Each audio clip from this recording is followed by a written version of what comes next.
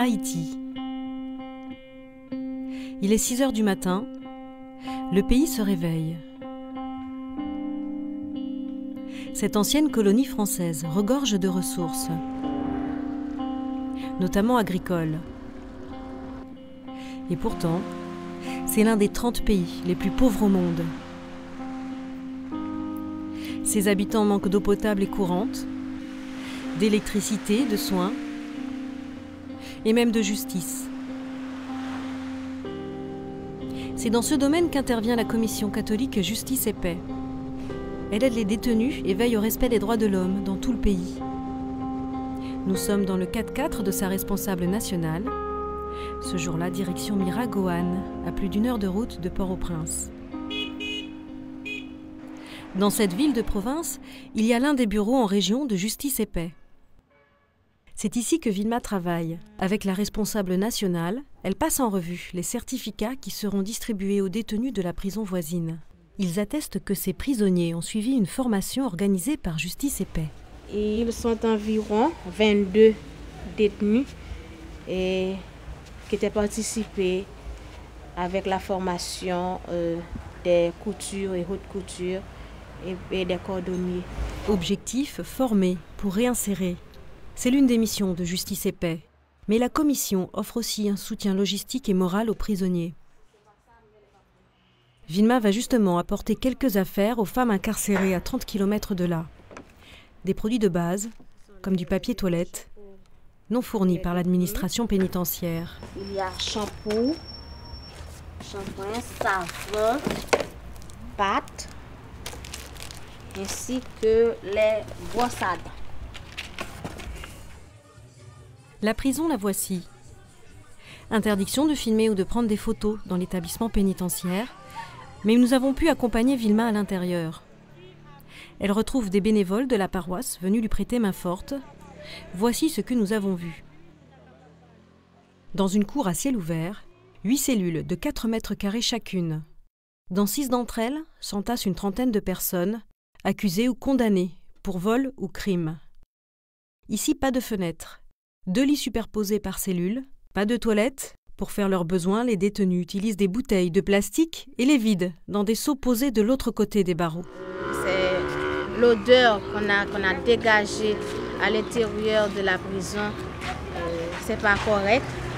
Ces conditions de détention, on les retrouve pourtant dans les 17 établissements pénitentiaires du pays.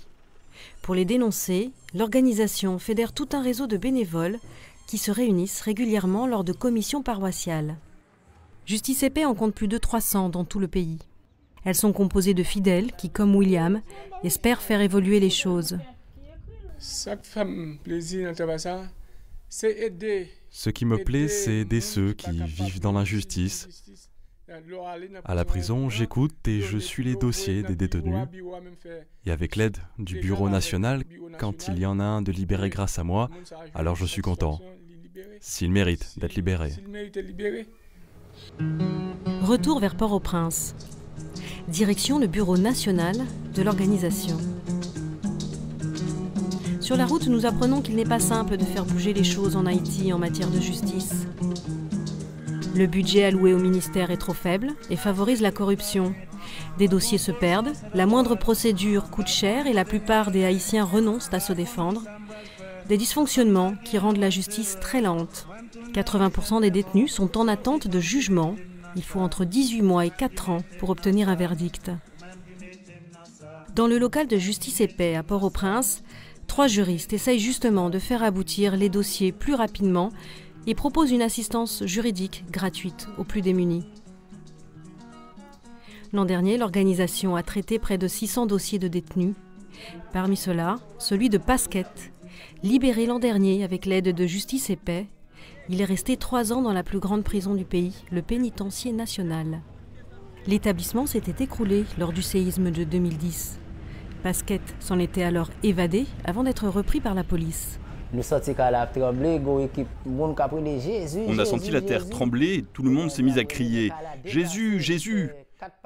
Les murs se sont mis à bouger dans tous les sens, puis le sol a tremblé, et tout de suite après, nous avons cassé les cellules pour sortir.